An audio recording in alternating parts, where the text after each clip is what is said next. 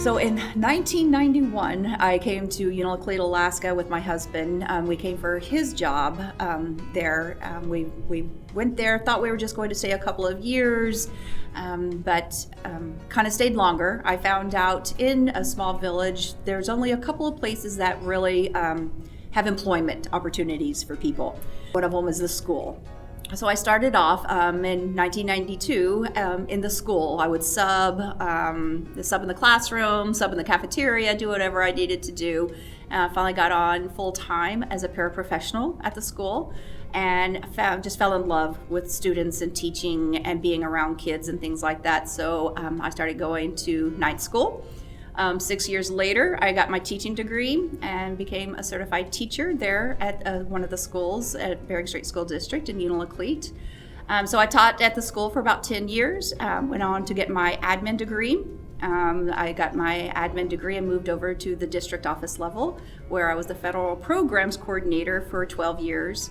Recently, then this year, I started off as the assistant superintendent, and now I have become the interim superintendent for the remainder of the school year. So Bering Strait School District is very unique. We are a fly-in only school district, so all of our schools are fly-in by small plane. We have 15 schools. The land area is approximately the size of Minnesota. We also have our own district plane. So instead of like a school bus in the lower 48, we have a plane that takes our students to each of the villages for activities, sporting events, spelling bee, science fair, all of that type of thing. Students go to the other schools and compete by a plane. We also are very unique because we are the only school district that has 3 indigenous native languages and cultures. So we have Yupik schools, we have Inupiaq schools, and we have Siberian Yupik schools. We also have one of our schools is also very unique because it's Little Diomede. It's an island just out there in the Bering Sea. It's only 2 miles away from Big Diomede, which is actually Russia, and it is only accessible by helicopter. So all of the goods and teachers and staff and all of that get there by a helicopter. It only brings them in once a week.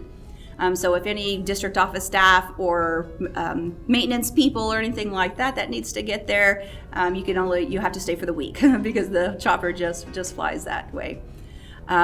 We also provide housing for all of our teachers, and so we have a great maintenance crew that makes sure all of the housing is up to date with new furniture and appliances, flooring, and all of those type of things. So we do provide that with all of our staff. To get to the villages, you have to fly in either from Nome or from Anchorage, depending on what village you're going to. Once you're in the village, though, the main mode of transportation is snow machines in the wintertime and four-wheelers in the summertime, but you can also use the four-wheelers in the wintertime as well. There are very few to little actual vehicles like trucks or cars or things like that. If they do have them, they're mostly the school districts that we use there so that they can go to the landing strip for the airport to pick up all of the food that comes in. So like all of our schools, we have to ship it in, all of the food for the cafeteria and things like that for the school year. So it comes to Unalakleet at the hub, and then we ship it with our plane to all of the sites. There are so many adventures that I've been on and been through in my 30-some years with our district. But probably the biggest adventure would be going out to Little Diomede. Like I said, you can only go by helicopter. It is what we kind of call it, just a rock out in the middle of the ocean. It's a very steep, narrow island. There's only maybe, I bet there's less than 100 people that live there. All of the housing is on pylons and pilings and things like that, and it's just right there on the side of a rock. There's nowhere really to walk or anything like that. There's the launch pad for the helicopter, and then the school is kind of right there.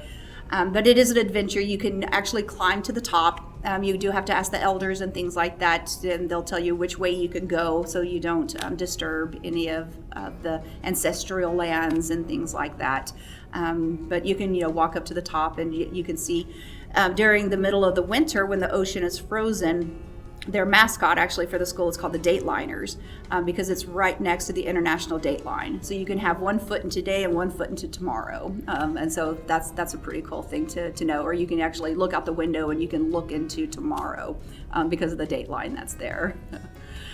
Some other adventures, a lot of times when you go to the villages, you get picked up by a snow machine, and you ride in the back of a sled with all of your belongings and everything like that. So you have to make sure in the wintertime you dress pretty warm, because it'll take a little while to go from the landing strip of the airport to the school, and you're just riding on a little sled and stuff like that. So everything's an adventure there, because of the mode of transportation and things like that. You'll learn to eat different kinds of foods. They have a lot of potlucks and potlatches and things like that with the community, and so they'll bring their traditional foods in, and they really would like for you to try it. It's not for everybody, but if you at least try it, you learn a lot. Some of our schools have what's called the first dance, which is the Eskimo dance. If you're there in the village long enough, they ask you to do a first dance with the local organizations and things like that. So they'll give you a native name and then teach you how to do an Eskimo dance. And your first dance is when you do it by yourself, the whole dance and stuff like that. So that's always fun to be a part of and witness and things like that.